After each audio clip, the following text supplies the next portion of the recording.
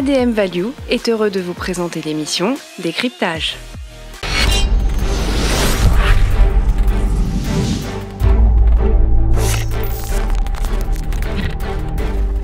Bonjour et bienvenue pour cette nouvelle émission Décryptage proposée par Agora News Expérience Client.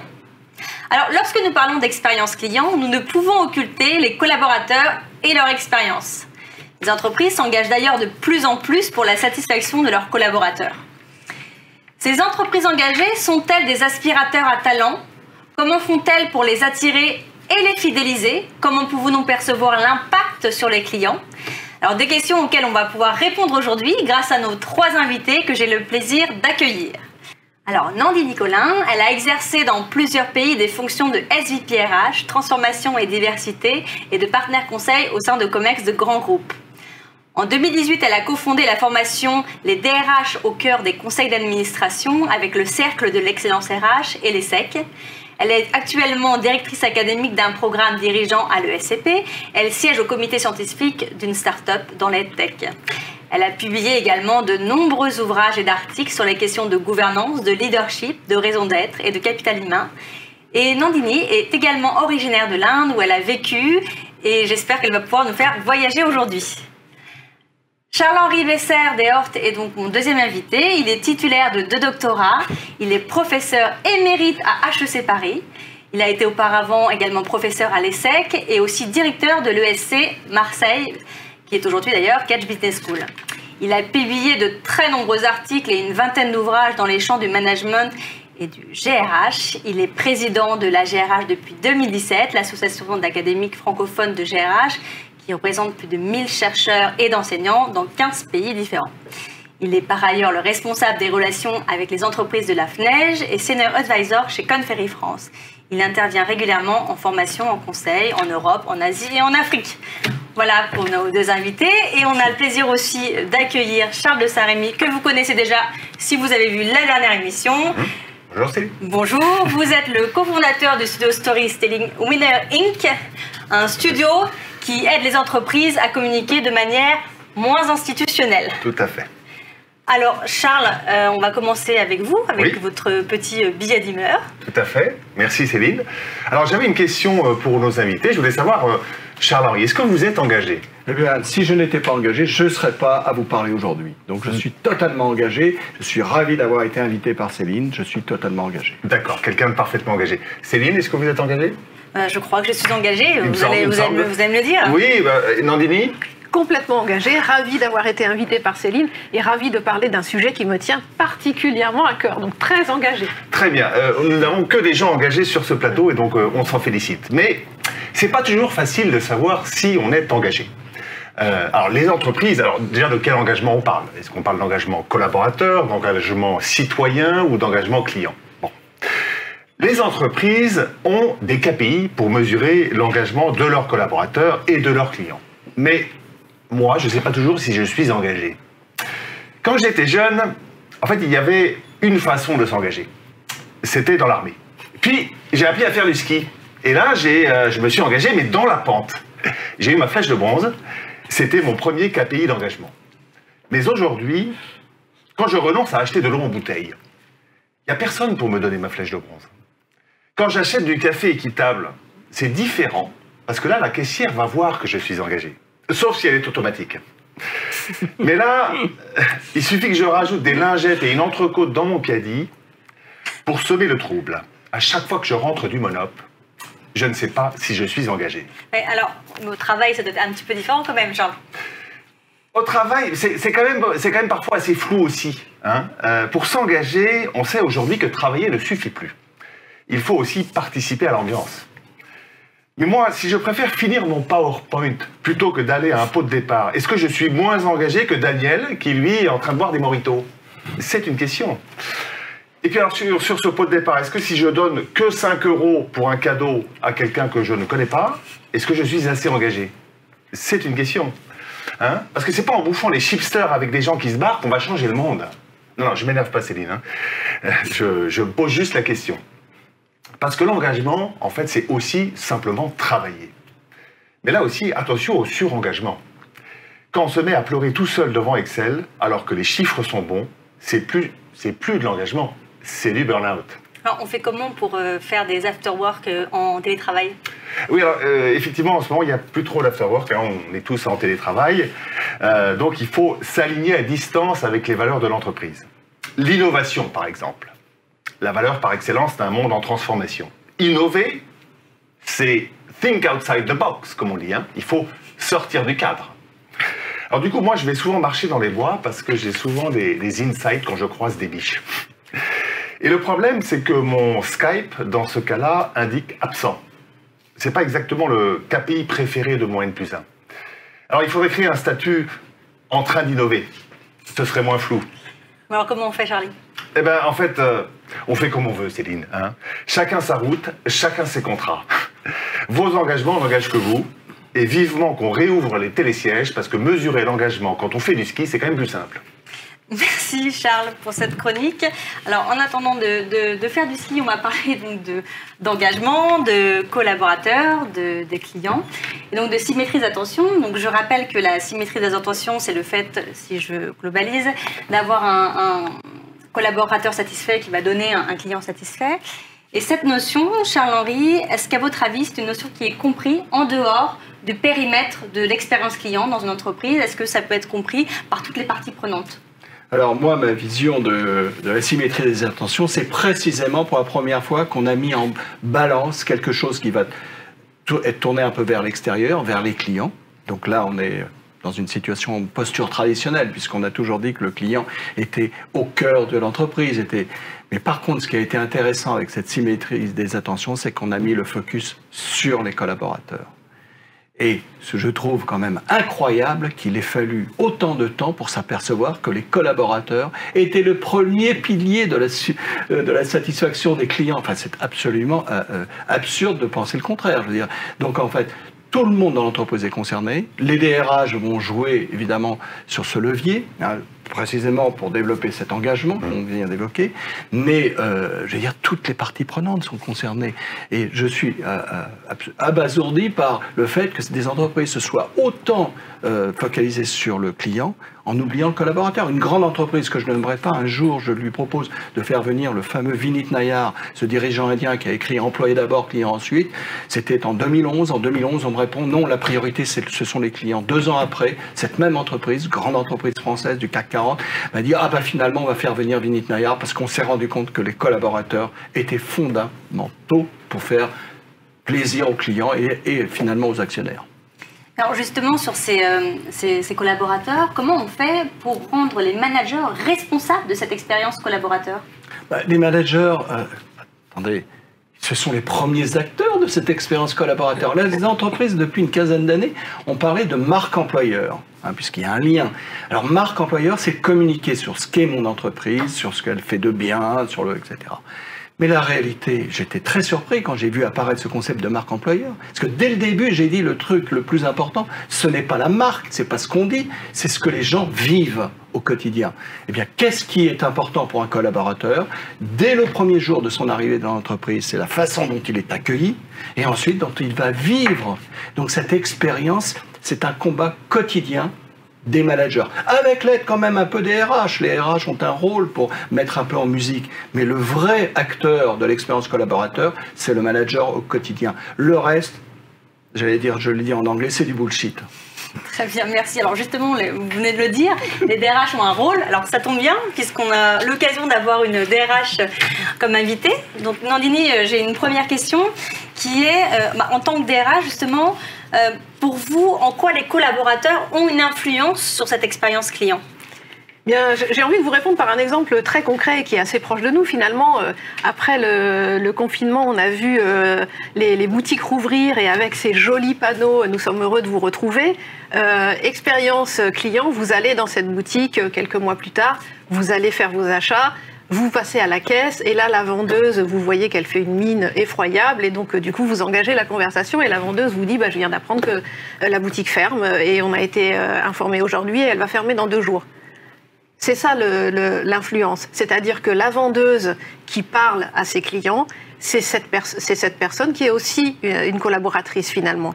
Et puis à travers ce qu'elle raconte de ce qu'elle vient de vivre, ça vous donne finalement une idée de ce qui se passe dans l'entreprise et finalement vous vous projetez et vous interprétez des choses. Après, vous n'êtes pas dans la réalité de ce que vit évidemment la vendeuse en question. Néanmoins, à travers ce qu'elle raconte, vous vous dites mais qu'est-ce que c'est que cette entreprise qui finalement prévient du jour au lendemain ses salariés qu'elle va fermer boutique, même si on comprend la situation compliquée évidemment. Si on prend un peu de recul, on se dit on ne sait pas forcément tout. Néanmoins, c'est ça le lien.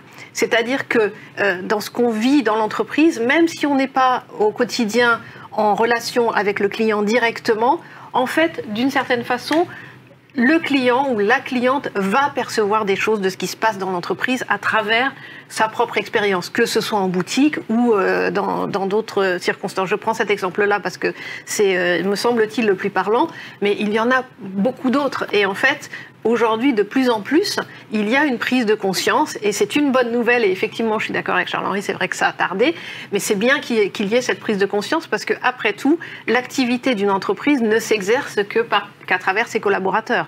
Donc l'influence, elle est là. Les collaborateurs, on veut en faire des ambassadeurs.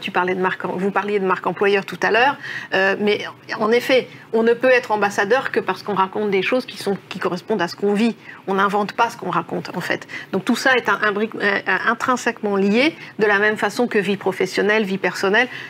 Tous ces liens qu'on ne faisait pas, qu'on n'a pas fait pendant des années, aujourd'hui reprennent finalement de la force et c'est vraiment une bonne nouvelle. Je pense qu'on va pouvoir du coup travailler de manière à avoir cette connexion forte entre expérience client et expérience collaborateur. Mais alors justement, vous en tant que DRH, comment vous pouvez faire pour influencer cette culture client au sein de l'entreprise ? Quel est votre rôle en fait sur cette partie client ? Alors, moi, j'ai envie de dire, le rôle est parfaitement naturel, c'est-à-dire que la raison d'être des DRH, c'est quand même le business, en fait. La raison d'être d'une équipe ressources humaines, c'est de servir finalement le business. Et pour servir le business, on doit comprendre finalement à la fois ses clients internes, en parfaite symétrie d'ailleurs par rapport à ce qu'on fait par rapport aux clients externes, c'est-à-dire comprendre quels sont les usages, comment les usages évoluent, comment les générations évoluent, comment les collaborateurs évoluent. Les DRH sont eux-mêmes d'ailleurs des managers. Donc, ils sont aussi dans cette posture-là. Ils ou elles sont dans cette posture-là.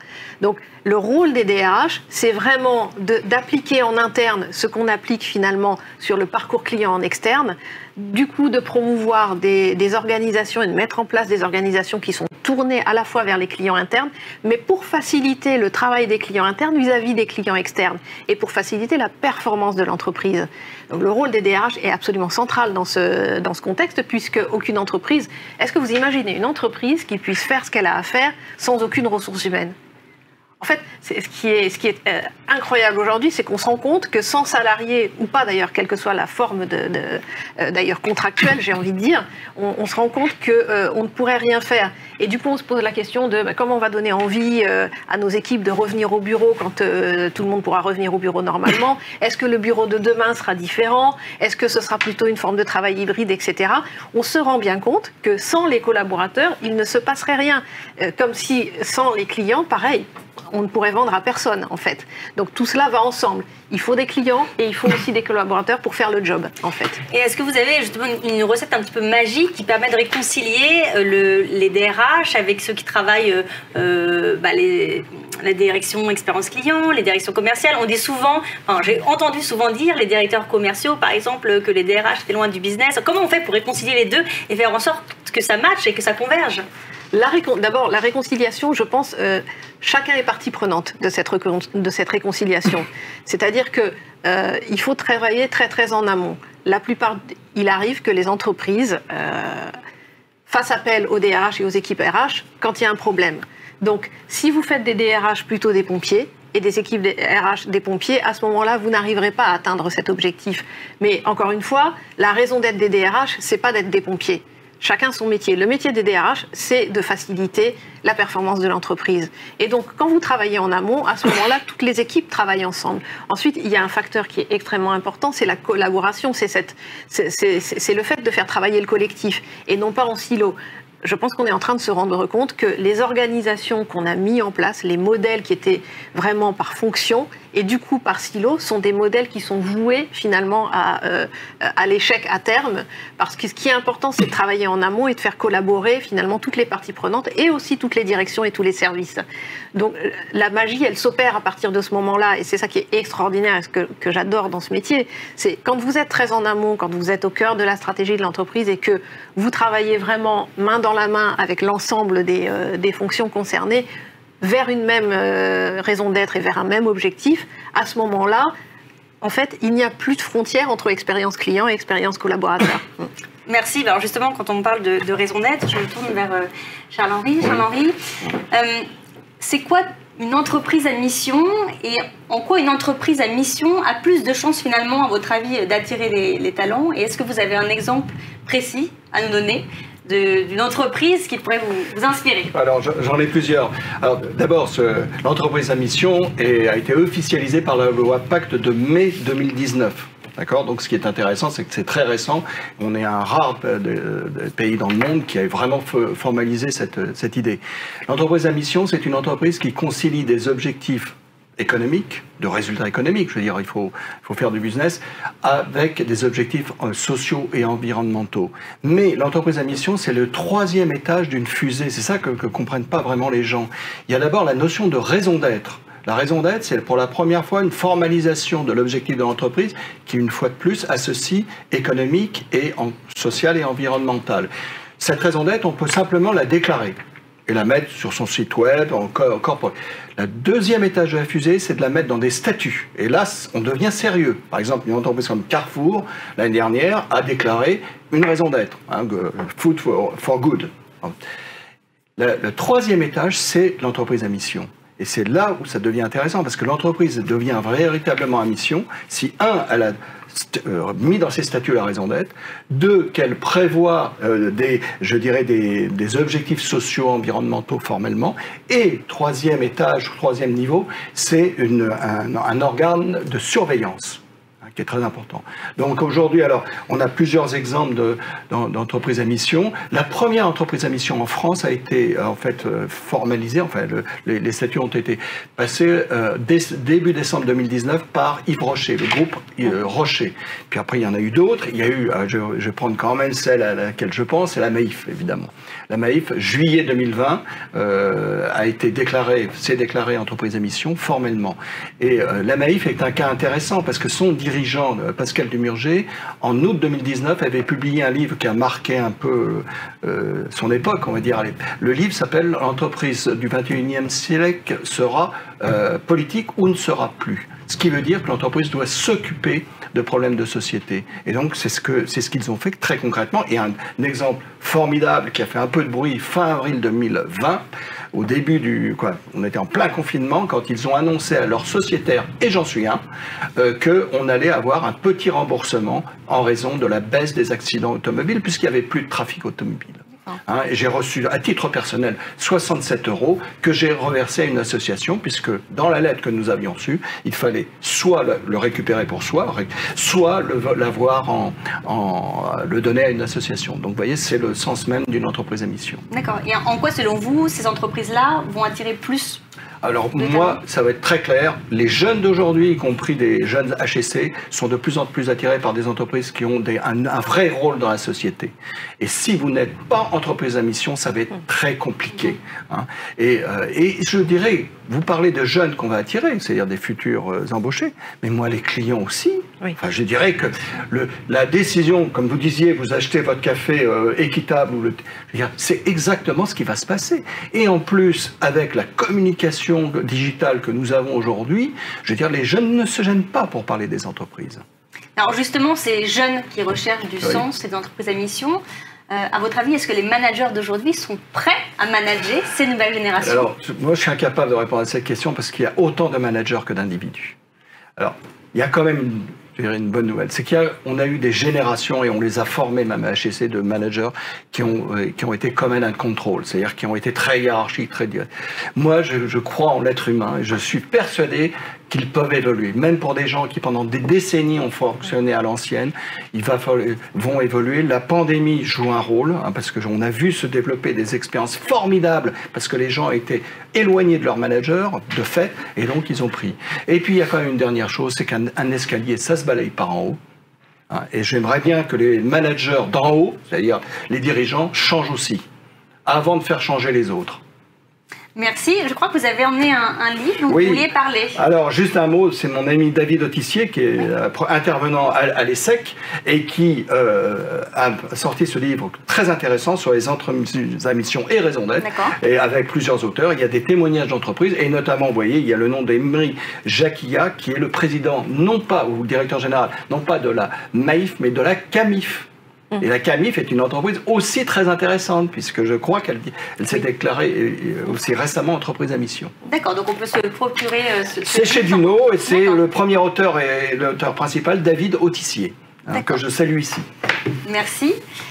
Charles, est-ce que vous voulez, pour conclure, nous dire un petit mot? Non, mais je suis ravi de voir autant d'engagement autour de la table et de voir que effectivement la jeune génération, et je le constate aussi de par mes enfants, est extrêmement engagée. Il se pose probablement moins de questions que les gens de mon âge, hein, qui évidemment l'engagement c'est un petit peu nouveau. On nous demandait quand même moins de choses à l'époque, on se posait moins de questions, mais voilà, en tout cas tout à fait confiant sur l'avenir grâce à nos invités. Mais en tout cas, je tiens à vous remercier tous d'être venus aujourd'hui apporter votre témoignage. Merci encore. Merci à vous qui nous avez écoutés pour cette émission Décryptage. Et je vous propose de se retrouver lors d'une prochaine émission avec Agora News Expérience Client. Merci beaucoup et à bientôt.